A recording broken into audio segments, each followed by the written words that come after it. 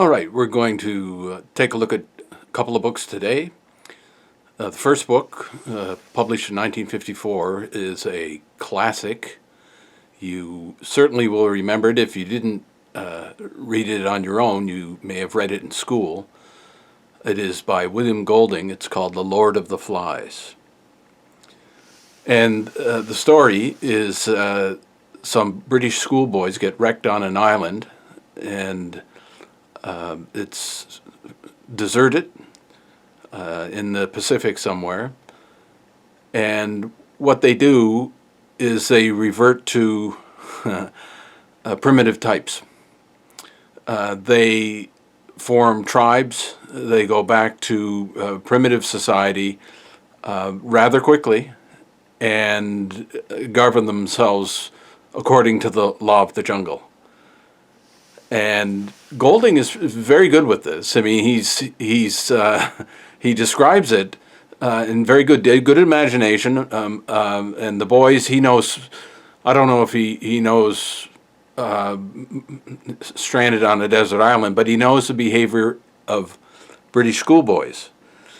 And here, all the whatever latent cruelty, as he would see it, would be manifest in how the boys govern themselves or not. So this book was widely acclaimed. It still is. You can hear references to this book where where there's any sort of reversion back, the thin veil of civilization pulled back, and our true savage natures are given free rein. If you hear any references to The Lord of the Flies, this is the book they're referring to.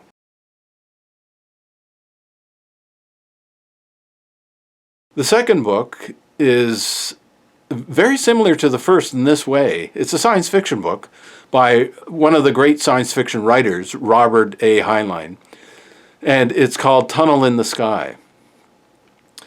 And this is one of Heinlein's juveniles, so-called. He wrote about a dozen of them, and they were books written for boys, published in a series, different characters, not the same character. But very well received, still are very well received today. He's just the smoothness of Heinlein's writing. He's very smooth. He's whereas other writers struggle to get through dialogue and with unsure about science. He knows all that. He has all that down, and gifted with a sense of dialogue, and already knows the science. So as I think a gunnery officer in the U.S. Navy. So he's taken all of that and put it into a science fiction story, or all of his science fiction stories, really. But in this case, he has a group of boys and girls go off through a teleportation tunnel. This is in the future. And where they go into a survival course. And it's a 1-week test, and of course something goes wrong. There's a passing sun or a comet that disturbs their ability to get back, so it really becomes a survival course. And very interesting, because here's Heinlein, instead of this pessimistic